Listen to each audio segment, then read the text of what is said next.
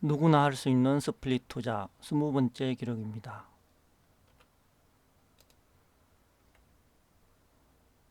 첫 번째 페이지는 동일한 내용이므로 설명을 생략하겠습니다. 세부 내용은 스플릿 투자 1편을 참고하시기 바랍니다. 저희 현재 상황입니다.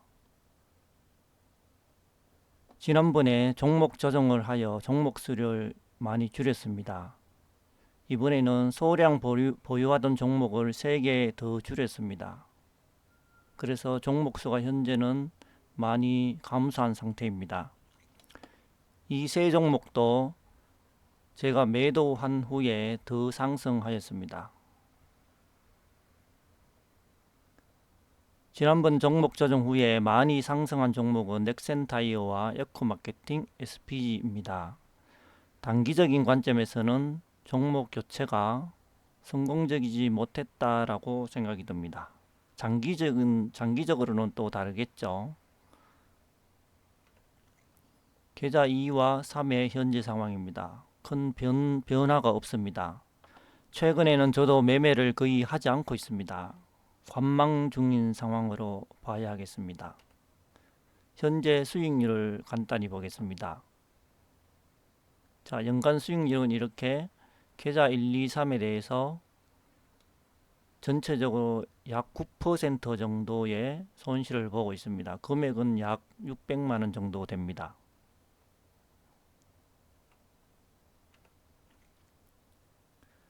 자, 누적 수익률에 대한 그래프를 보겠습니다. 저는 9% 정도 손실을 보고 있습니다. 이게 붉은색이 저의 율을 나타내 줍니다. 코스피와 코스닥의 등락 그래프와 거의 비슷하게 이렇게 가고 있습니다. 계좌 2와 계좌 3도 비슷한 상황입니다. 계좌 3은 금액이 얼마 안 되기 때문에 큰 의미가 없다고 보겠습니다.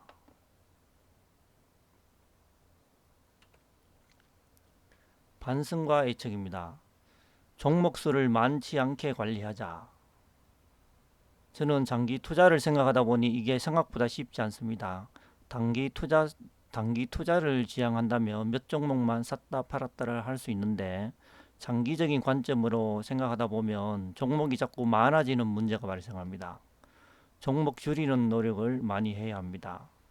예를 들면 신규 한 종목을 매수하면 기존 것 중 하나를 버리는 원칙을 세우든가 이런 형태로 나름대로의 원칙을 세워서 종목이 늘어나지 않도록 관리해야 합니다.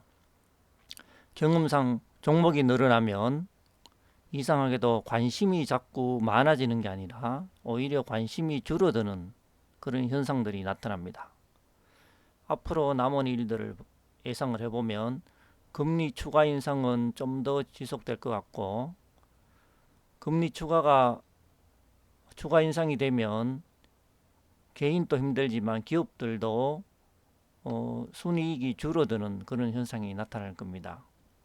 원자재 인상과 우크라이나 전쟁 지속, 우크라이나 전쟁도 러시아가 어떤 목표를 달성 못한 것 같기 때문에 단기간이 종료될 것 같지가 않습니다. 올겨울에 유럽의 에너지 문제가 어떻게 큰 타격으로 오게 될지 좀 관심을 가져야 할 것 같습니다. 결론은 많이 하락하면 용기를 내서 주식을 매수해야 한다고 생각합니다. 매수 후에 더 하락할 수 있지만 전 세계에 증가된 유동성을 생각하면 언제라도 주가는 다시 상승할 수 있다고 생각합니다. 유동성 증가 수준을 보면 간단하게 적었습니다. 2008년도까지 유사일에 2008년도까지 증가된 유동성이 0.9 정도였다면 2019년도까지 이게 얼마냐 하면은 한 12년, 13년 정도까지 12년이나 13년간에 이렇게 4.5 정도로 유동성이 증가가 됐습니다. 엄청나게 많이 증가됐죠. 그랬는데 코로나 터지고 나서 21년까지 9까지 증가가 됐습니다.